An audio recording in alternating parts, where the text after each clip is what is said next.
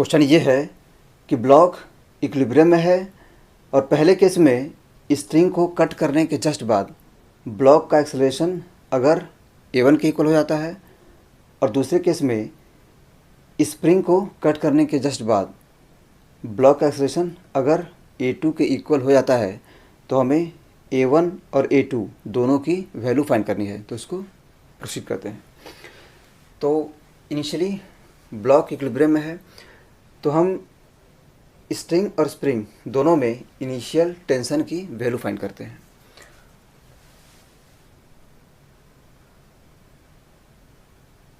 ये ब्लॉक है, ये स्ट्रिंग है। मान लेते हैं कि स्ट्रिंग में इनिशियल टेंशन T1 के इक्वल है और ये स्प्रिंग है।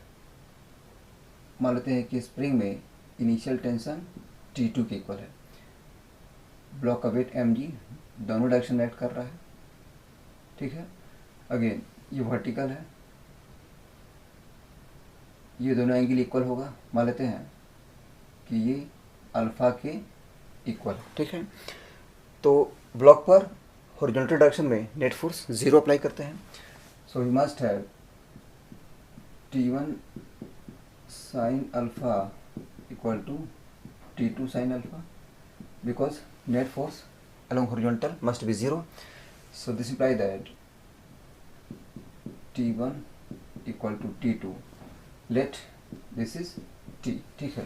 तो ये कन्फर्म है कि इनिशियली स्ट्रिंग और स्प्रिंग दोनों में टेंशन की वैल्यू सेम होगी, ठीक है। नेक्स्ट वर्टिकल डायरेक्शन में नेट फोर्स 0 करते हैं तो ये हो जाएगा T cos alpha plus T cos alpha that is 2T cos alpha equal to mg, ठीक है। और यहाँ पर जो अल्फा है वो 90 minus theta that is alpha 37 degree के इक्वल हो जाएगा, ठीक है। So we have T equal to mg by 2 into cos 37 that is 4/5. So this implies that T is equal to 5 mg by 8 Newton, ठीक है। तो स्ट्रिंग और spring दोनों में जो इनिशियल टेंशन है वो 5 mg बाई 8 न्यूटन के इक्वल है। अगेन पहले केस में हम स्ट्रिंग को कट करते हैं, ठीक है। तो पहले केस में हम स्ट्रिंग को कट करते हैं। तो यहाँ पर कॉन्सेप्ट ये है कि स्प्रिंग का फोर्स इमीडिएटली चेंज नहीं करता है। मतलब ये कि स्ट्रिंग को कट करने से पहले जो स्प्रिंग था वो ब्लॉक पर T2 that is T force apply कर रहा था। तो स्ट्रिंग के कट होने के जस्ट बाद भी जो स्प्रिंग है वो T2 मतलब T फोर्स ब्लॉक पर अप्लाई करेगा, ठीक है। मतलब ये कि स्ट्रिंग को कट करने के जस्ट बाद जो स्प्रिंग है वो इस तरफ T फोर्स अप्लाई करेगा और ब्लॉक का जो वेट है mg ये तो हमेशा एक्ट करता रहेगा, ठीक है। तो इस ब्लॉक पर ये दोनों फोर्सेस अप्लाई होंगे just after cutting the string, ठीक है। लेकिन इन दोनों फोर्सेस का जो रिजल्टेंट है वो अगेन T1 के इक्वल होगा, ठीक है। क्योंकि इनिशियली इन तीनों फोर्सेस की वजह से ब्लॉक इक्विलिब्रियम में था। तो कन्फर्म है कि T2 और mg का जो रिजल्टेंट है वो T1 के अपोजिट डायरेक्शन में होगा, ठीक है। मतलब इन दोनों का जो रिजल्टेंट है वो इस तरफ था और वो भी T1 के इक्वल था, तभी जाकर ब्लॉक इक्विलिब्रियम में था, ठीक है। तो कन्फर्म हो गया कि इन दोनों फोर्सेस का रिजल्टेंट है वो अगेन T के इक्वल है, ठीक है। So we have acceleration of the block A1 equal to net force that is T by mass. This imply that A1 equal to T by m that is 5 g by 8 metre per second square, ठीक है। Next case 2 में spring को cut करने के just बाद block का acceleration find करना है। तो इसके लिए कॉन्सेप्ट ये है कि जो स्ट्रिंग है उसका टेंशन इमीडिएटली चेंज कर जाता है, ठीक है। ये ब्लॉक है, तो ब्लॉक का वेट mg डाउन डायरेक्शन में एक्ट कर रहा है, और स्प्रिंग को कट करने के बाद स्ट्रिंग का टेंशन इमीडिएटली चेंज कर सकता है। मान लेते हैं कि स्ट्रिंग का जो टेंशन है टी डैश के इक्वल हो जाता है, ठीक है। मतलब स्प्रिंग के कट होने के जस्ट बाद ब्लॉक पर टी डैश और mg ये दोनों फोर्सेस अप्लाई होंगे। लेकिन हम देख सकते हैं कि स्प्रिंग के कट होने के बाद जो ब्लॉक है वो सर्कुलर मूव करेगा, ठीक है, क्योंकि जो ब्लॉक है वो एक आइडियल स्ट्रिंग से कनेक्टेड है। तो कन्फर्म है कि जो ब्लॉक है वो पॉइंट ओ के अबाउट सर्कुलर पाथ में मूव करेगा। मान लेते हैं कि जो स्ट्रिंग है उसका लेंथ एल के इक्वल है, ठीक है। तो जो ब्लॉक है वो एल रेडियस के सर्कुलर पाथ में मूव करना स्टार्ट करेगा।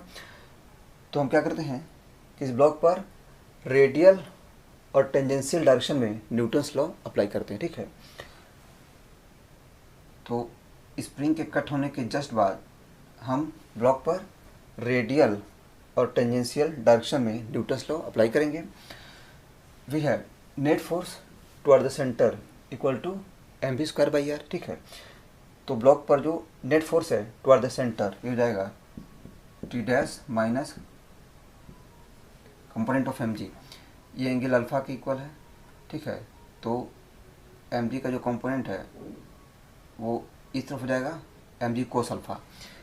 सो we have T dash minus mg cos alpha equal to mass into centripetal acceleration that is v square by L, ठीक है। लेकिन स्प्रिंग के कट होने के जस्ट बाद ब्लॉक की वेलोसिटी 0 है, ठीक है।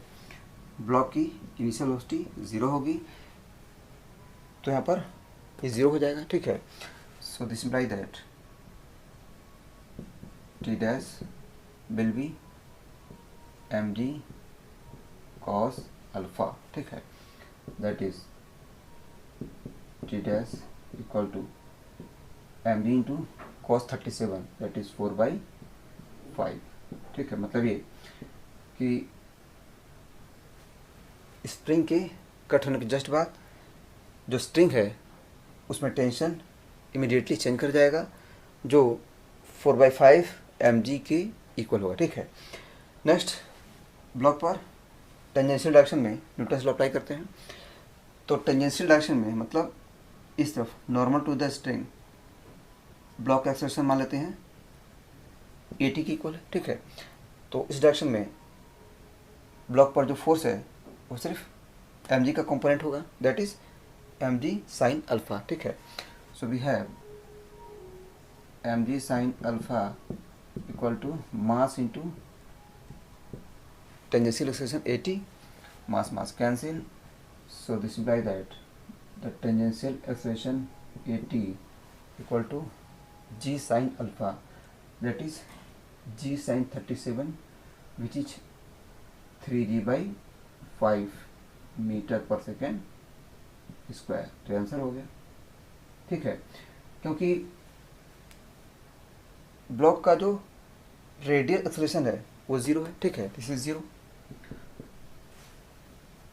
तो कंफर्म है कि ब्लॉक का जो टेंजेंशियल एक्सेलरेशन होगा वही ब्लॉक का नेट एक्सेलरेशन होगा, ठीक है।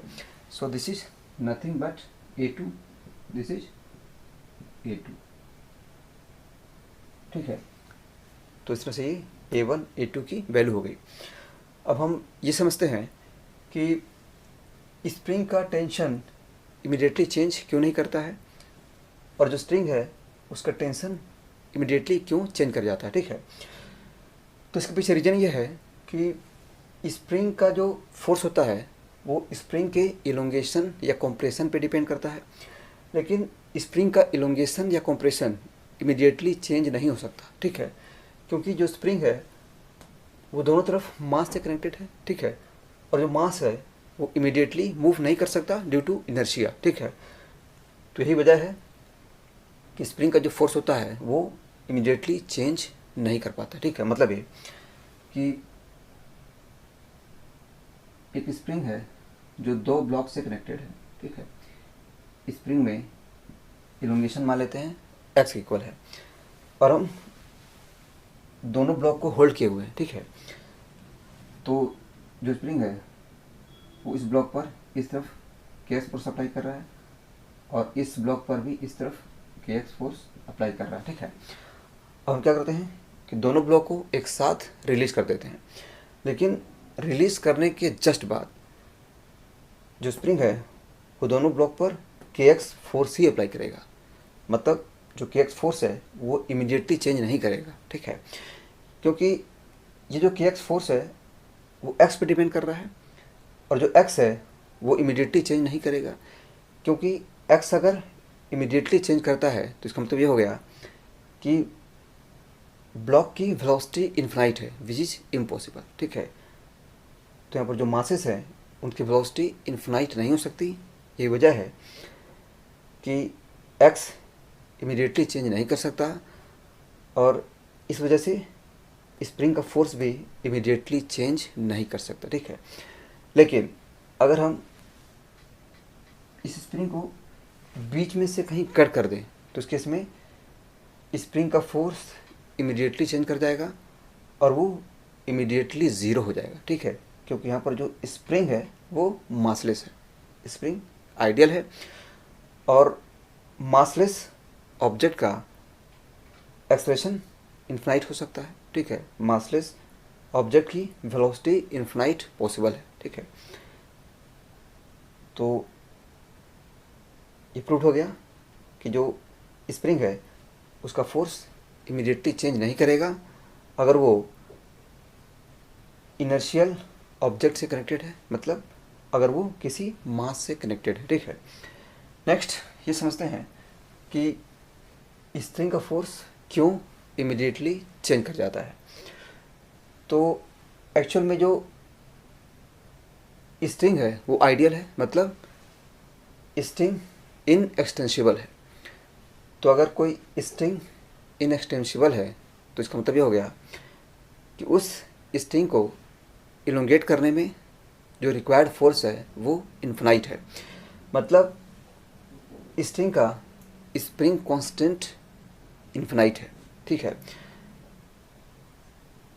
तो अगर स्ट्रिंग का स्प्रिंग कांस्टेंट इन्फिनाइट है उस केस में जो स्ट्रिंग है वो कोई भी फोर्स इमीडिएटली अप्लाई कर सकता है, क्योंकि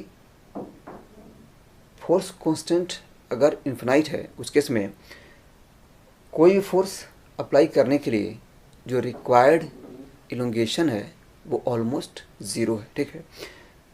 इसको हम एक एग्जांपल से समझते हैं। ये कोई स्प्रिंग है जो एक फिक्स्ड वॉल से कनेक्टेड है। इसका स्प्रिंग कांस्टेंट मान लेते हैं कि बहुत ज़्यादा है, मान लेते हैं कि 1 मीटर इलोंगेट करने के लिए इस स्प्रिंग पर 1000 न्यूटन फोर्स रिक्वायर्ड है। अब हम ये फाइंड करते हैं कि 1 न्यूटन फोर्स अप्लाई करने के लिए इस स्प्रिंग में कितना इलोंगेशन रिक्वायर्ड होगा, ठीक है। तो 1 न्यूटन फोर्स अप्लाई करने के लिए इस स्प्रिंग में जो इलोंगेशन होगा वो जाएगा 1 × 10⁻³ divide by 1000 metre, and this is very very small, ठीक है। मतलब ये कि अगर स्प्रिंग कांस्टेंट बहुत ज़्यादा है उस केस में किसी भी फोर्स को अप्लाई करने के लिए जो रिक्वायर्ड इलोंगेशन है वो बहुत स्मॉल होता है, ठीक है। तो यहाँ पर स्ट्रिंग के लिए केस सिमिलर है, ठीक है।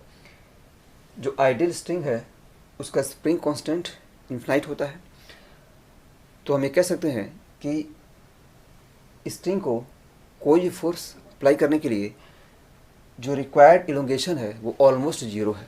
यही वजह है कि स्ट्रिंग का टेंशन इमीडिएटली चेंज कर सकता है। ठीक है, तो इस तरह से ये सॉल्यूशन हो गया। Thank you.